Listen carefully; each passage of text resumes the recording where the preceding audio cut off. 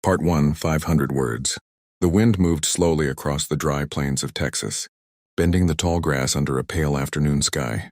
A small crowd had gathered beneath an old oak tree near the edge of town. Their faces were hard, filled with anger and judgment. In the center of it all stood a young woman with her hands tied behind her back. Her name was Eliza Gray, but to the people of the town she was known by a crueler word, half-blood. Eliza's mother had been a Comanche woman, and her father a white trader who died years ago. After his death, the town that once tolerated her began to treat her like an outsider. Whispers followed her everywhere. Children were told not to speak to her. Shopkeepers refused to sell her food. To them, she didn't belong anywhere. And today, their hatred had finally turned into something darker. A rough rope hung from the thick branch of the oak tree. The sheriff stood nearby, silent, pretending he had no power to stop what was happening.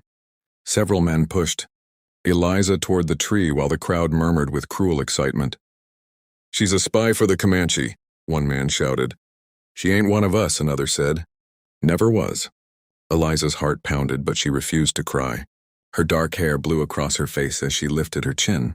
She had lived with their hatred her whole life. But dying because of it felt unreal.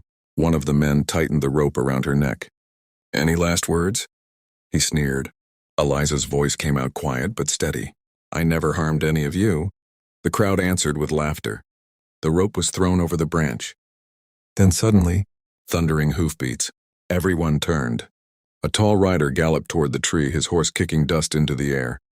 The man didn't slow down until he was almost in the middle of the crowd. His long coat flew behind him and his cold gray eyes scanned the scene in an instant. It was Daniel Carter, the rancher from the Northern Valley. Daniel was known across 3 counties, a quiet man but dangerous when crossed. His ranch was the largest for miles, and most men in town owed him favors or feared him. He looked at the rope, then at the girl hanging barely above the ground. His jaw tightened. "What the hell do you think you're doing?" he asked calmly. One of the men stepped forward. "This ain't your business, Carter. She's a half-blood spy." Daniel slid off his horse slowly. Every step he took toward the tree made the crowd shift uneasily. "Untie her," he said. The man laughed. "Or what?" Daniel didn't answer.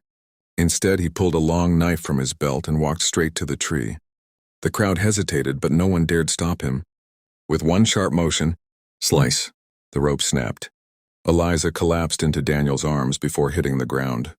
For a moment, everything went silent. Daniel looked down at the weak, trembling girl. A faint red mark circled her neck and her breathing was shaky. Then he looked back at the crowd. His voice was quiet but deadly serious. "Touch her again," he said. The crowd remained silent after Daniel Carter's words. "She's mine." No one moved for several seconds. The wind rustled the leaves of the old oak tree while dust drifted slowly across the road. The men who had been shouting only moments ago suddenly looked uncertain. Daniel Carter was not a man people argued with lightly. One of the older townsmen cleared his throat. "Carter, you don't know what you're doing. That girl is trouble. Her mother was Comanche." Daniel's eyes didn't leave the man.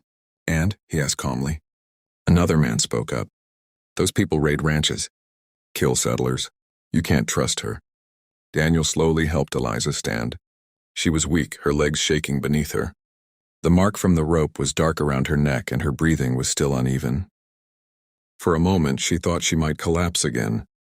But Daniel's arm stayed firmly around her shoulders. "She looks like someone who was about to be murdered by a mob," he said coldly. The sheriff shifted uncomfortably. "Now, Carter, folks here were just protecting the town." Daniel's gaze slid toward him. "Funny," he replied. "I thought that was your job." The sheriff said nothing. A few people in the crowd began backing away. Without their anger feeding off each other, they suddenly looked embarrassed, even ashamed. But one man wasn't finished. Tom Wallace, a ranch hand known for starting fights, stepped forward with a sneer.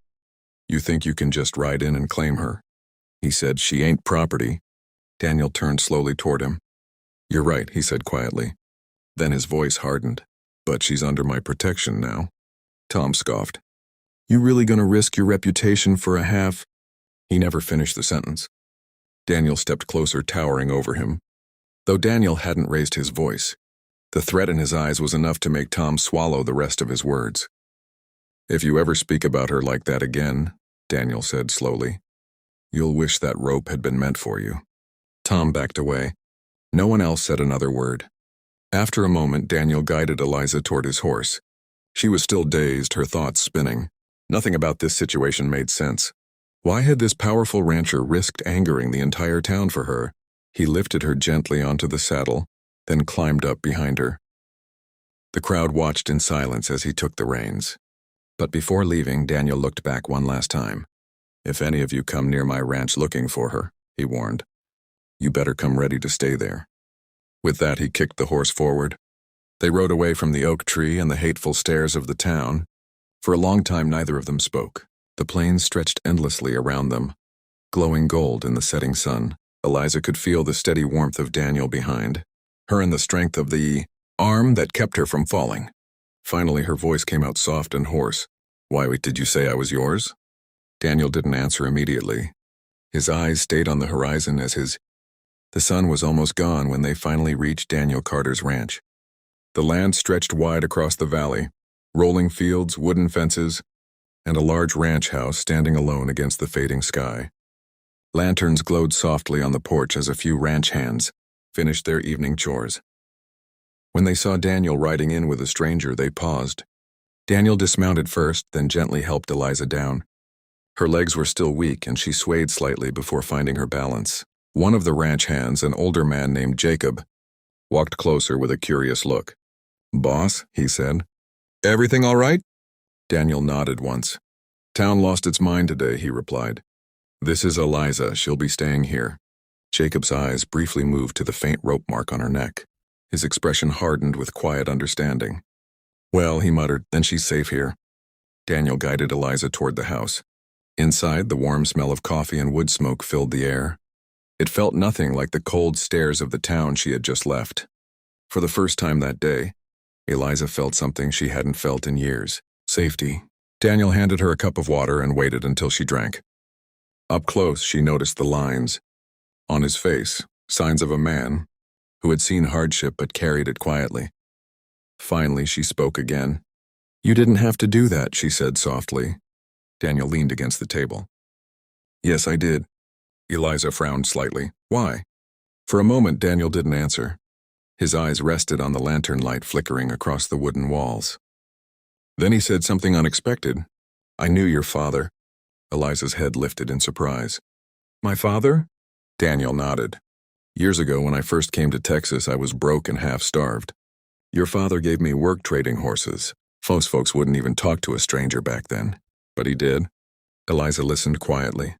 He once told me something, Daniel continued. He said the world would always try to divide people by blood, but a person's heart mattered more than where they came from. Daniel looked at her now. I owed him a debt. Eliza felt her chest tighten. No one had spoken kindly about her father since he died.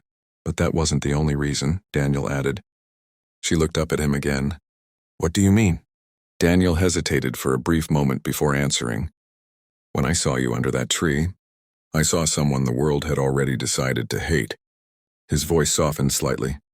I know what that feels like. Silence filled the room. Outside, the wind moved gently across the valley, carrying the quiet sounds of the ranch. Eliza looked around the warm house, then back at the man who had saved her life. Your ranch hands. Won't they mind? She asked. Daniel shook his head. They follow my lead. He stepped toward the door, then paused. You can stay here as long as you want, he said. No one will touch you. Eliza watched him carefully. And if the town comes looking for me again? Daniel opened the door. The evening